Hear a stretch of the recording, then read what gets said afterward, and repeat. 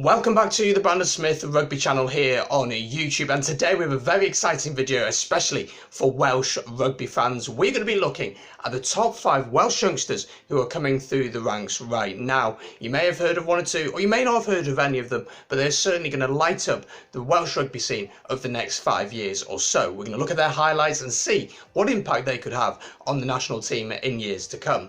If you're new here, feel free to subscribe. It's free to do. Hit the red button down below. And a big thank you for 600 subscribers, which we passed just recently.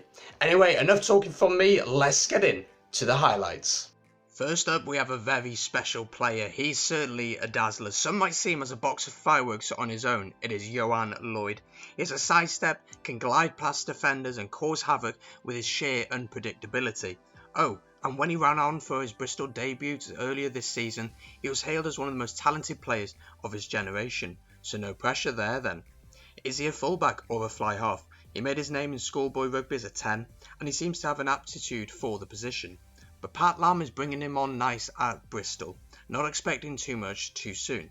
If he does realise his potential, he'll be some act to see. It used to be said the acid test of courage was for a player to position himself under a high ball as the Pontypool pack charged forwards like hounds from hell. Attempting a head tackle on Cowan Tupelotu might be even more challenging.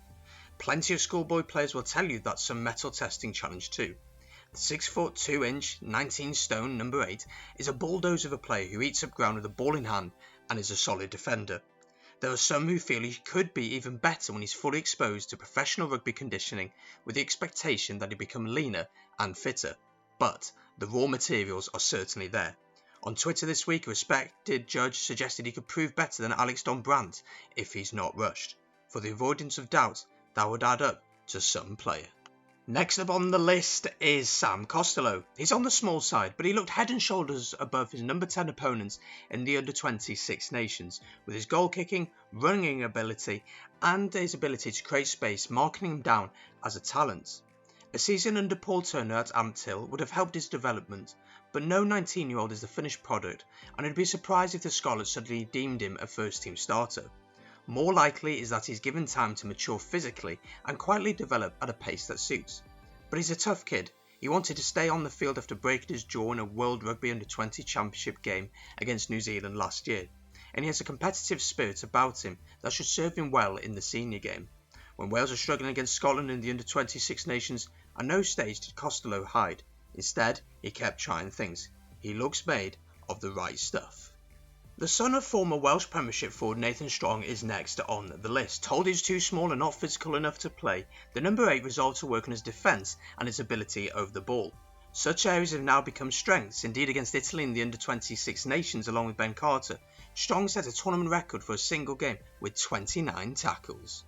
Last but certainly not least is reece-zammitt. The 19-year-old is so far down the track he's in danger of lapping some of his peers. This season alone he's been scoring tries for fun in England's top league, made the Wales squad, and Sir Ian McGeechan has named him among the top 10 young players in the world. Wayne Pivac pointed out there were still areas of wing play where the Gloucester player could improve.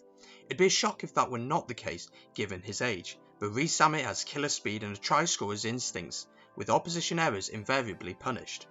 His challenge in the year ahead will be to avoid second season syndrome, with defences more alert to the threat. But the 6 foot 3 inch lad from Penarth has a va-va-voom. He is going to take some stopping. So there we go, those are the top 5 youngsters who look set to burst onto the Welsh rugby scene over the next few years. If you enjoyed this one, as always, do subscribe. Let me know in the comments down below what you think about these players and if there are any more that I should mention. And also let me know if you'd like me to do your country. I'd be happy to do that. Hit the like button and I'll see you on the next one. Peace.